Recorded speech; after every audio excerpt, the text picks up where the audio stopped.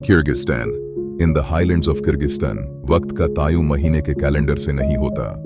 ये थान की क्वालिटी, हवा की डायरेक्शन और बर्फ के गिरने की आवाज से नपा जाता है।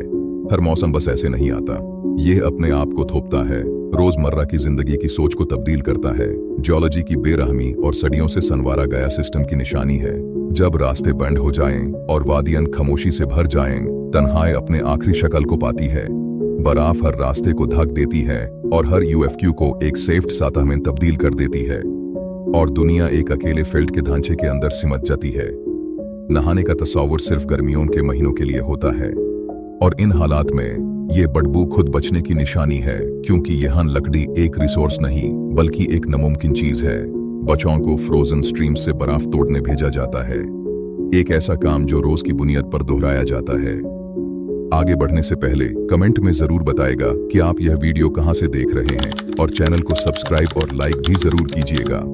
और इस काम का जामा होने वाला जिस्मानी बोझ, वजन उठाना, फ्रोजन सतहों पर वार करना, ठंडी में घुटना, ये सब उन लोगों के जिस्मों को शुरुआती नौजवानी में हड्डियों की कमजोरी तक ले आता है, जो यहाँ बड़े हुए हैं।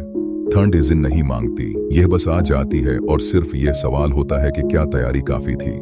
जब सर्दी आखिरकार कम होती है तो यह नरम तरीके से नहीं होता। मौसमों के बीच का ट्रांजिशन अपने साथ अपनी खतरनाकियां लाता है। आखिरी बचा के खाने और पहले उपयोगी फसल के बीच का फासला, कमजोर जानवरों का सर्दी से बचना और गर्मी के मौसम में परिवार को संभालने के लिए काफी मजबूत रहें। ये भूख का मौसम होता है जब रेशन कम कर दिए जाते हैं और घर के सबसे छोटे और नार्म लहे मेंबर्स को सबसे ज्यादा तरजीह दी जाती है। एक देर से आने वाला तूफान, जो आम बात नहीं है लेकिन व्यापक असर वाला होता है, एक रात में आधी भीड़ को मिटा सकता है, और एक परिवार की साल भर की मेहनत से जमा की गई पशु संपत्ति को कुछ घंटों में खत्म कर सकता है। इस खास बार बार होने वाले वायलेंस के खिलाफ कम्युनिटीज अर्का को जलाने का रिवाज अदा करते हैं। जूनिपर, जिसका धुआं समझा जाता है कि वो साफ करता है और जो सर्दी ने छीन लिया है उसे वापस बुलाता है। ये सिर्फ अकायद नहीं बल्कि एक ऐसी अमल है जो सब्र और नई शुरुआत के बीच के जहनी और समाजी हट को दर्ज करता है। ये एक ऐसी तकरीर है जो जिस्म को बताती है कि सबसे बुरा वक्त गुजर चुका है, चाहे जमीन इसे तस्दीक करे या नहीं। गर्मी का मौसम, जब बर्फ की लाइन इतनी ऊपर चले जाती है कि ऊंचा इलाका खुले चरागाह को दिखा देता है, पूरा कम्युनिटी यहाँ से चली जाती है। जो गर्मी का सफर कोई जश्न नहीं है, ये एक काम है। घोड़े, गाय और बकरियों की गर्दियां उन रास्तों पर चले जाती हैं जो सिर्फ कुछ महीनों के लिए चलने लायक होती हैं, और परिवार उनका पीछा करते हैं। अपने यर्ट्स उन प्लेटोस पर लगाते हैं जहां कोई भी फिक्स्ड ढांचा सर्दी से बच नहीं सकता।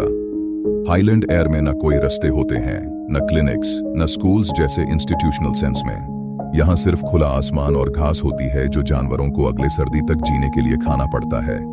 इस माहौल में फर्मेंटेड मार्स मिल्क यानी कुमिस मुखिया दावा बन जाती है, जो प्रोबायोटिक्स और कैलोरीज को उस शक्ल में लेकर आती है जो जिस्म उन ऊंचाइयों पर प्रोसेस कर सकता है। बच्चों को तालीम नहीं दी जाती, उन्हें जमीन में ही दखील किया जाता है। सर्वाइवल की करिकुलम में 16 घंटे दिन काम करते हुए मौसम को समझना, जानवरों का ध्यान रखना और जमीन को समझना सीखते हैं, पहले शब्दों को पढ़ने से पहले। जब तक वो अपना नाम लिखना सीख लेते हैं, वो पहले से ही सवर होते हैं। ऑटम, जब रोशनी कम होती है और ऊंची गुजरने वाले रास्ते की टेम्परेचर गिरना शुरू होता है, सर्वाइवल की सोच का रुख बदल जाता है। आखिरी मुमकिन चराखोर दिन और पहली नामुमकिन बर्फबारी का वक्त बहुत कम है। हर दिन सरहदियों में बैंड होने का एक मुज़ाकरा है। पशु को जरूरत के मुताबिक चुना जाता है, न कि ज्यादा होने की वजह से, क्योंकि हर वो जानवर जो सर्दी में पाल ना सके वो एक बोझ बन जाता है, और जो गोश्त अब महफूज किया जाता है वो स्प्रिंग तक जिंदा रहने का एक जरूरी जरका है। शादियां जल्दी की जाती हैं, जज्बात के लिए नहीं, क्योंकि एक शादीशुदा घराना मिलजुल कर काम करने और 6 महीने के तन्हाई के दौरान रिसोर्सेज शेयर करने का जरिया बनता है। गीजा बिल्कुल तब्दील हो जाती है, सिर्फ प्रोटीन और जानवरों का चर्बी मिलता है, जो एक मौसमी तब्दीली है जो जिस्म ने पीढ़ियों से इसी हालात में रहकर कबूल किया है। यहाँ ऑटम का मौसम फसल का मौसम नहीं लगता, यह ऐसे महसूस होता है जैसे जंग के लिए तैयारी हो रही हो। पहाड़ों के अमाल के लिए एक पुरसुकून तरतीबी तैयारी। एक ऐसे दुनिया में जहां रेफ्रिजरेशन, चलती हुई पानी या कनेक्टिविटी नहीं है, किर्गिज हाईलैंड्स के लोगों ने अरसलनबोब वॉलनट फॉरेस्ट बनाया। एक ऐसी ढांचा जो कंक्रीट और केबल से नहीं बल्कि इल्म, रस्मों और एक समझी ढांचाई से बना है जो जिंदगी बचाने के लिए तैयार किया गया है, जहां नकमी की गुंजाइश नहीं है। सदर्न फुटहिल्स में, जहां जमीन इतनी तेज है कि मैकेनाइज्ड मैनेजमेंट मुश्किल है, दुनिया का सबसे बड़ा नेचुरल वॉलनट फॉरेस्ट है। ये ऐसे हालात में नुकता है जो स्टैंडर्ड फॉरेस्ट्री मॉडल्स के मुताबिक काफी नहीं होने चाहिए। अर्सलन बॉब तकरीबन 230 स्क्वायर माइल्स की स्लोप को कवर करता है, जो 3600 से लेकर 7500 फीट ऊपर है समुंदर की सतह से। इसके दरख्त सदियों तक के हैं, ऐसे जमीन पर जो हर सर्दी में जम जाती है और गर्मी में कभी पूरी तरह से गीला नहीं होता।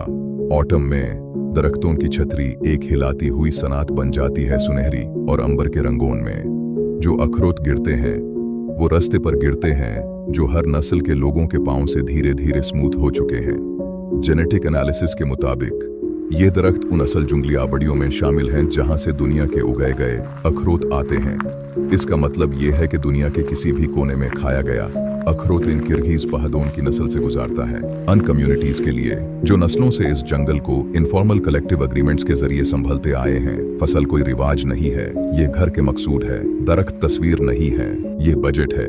तुर्की इलाकों के निच वादियों में, कराकोल के ईस्ट में, तिएनशान स्प्रूस फॉरेस्ट्स में, तिएनशान स्प्रूस के दरख्त इतने घने होते हैं कि उनकी छतरी एक मुसलसल वॉल्ट में मिल जाती है, जो रोशनी को नीचे कुछ धीरे और अंबर जैसे फिल्टर के साथ दबाता है, बिल्कुल जैसे बहुत पुरानी शीशे से गुजरती हुई रोशनी। ये दरख्त वो हैं जो सिर्फ सेंट्रल एशियन माउंटेन सिस्टम्स के अलावा कहीं और नहीं मिलते। यह दरख्त 5000 से 9500 फीट की ऊंचाई पर उगते हैं, जहां जमीन ज्यादातर साल के अक्सर हिस्सों में सख्त हो जाती है। उनके जड़ों का निजाम ऐसे ढांचों को मजबूत करता है जो वरना हर स्प्रिंग में नदियों के साथ अपना ऊपर का माटी खो देते।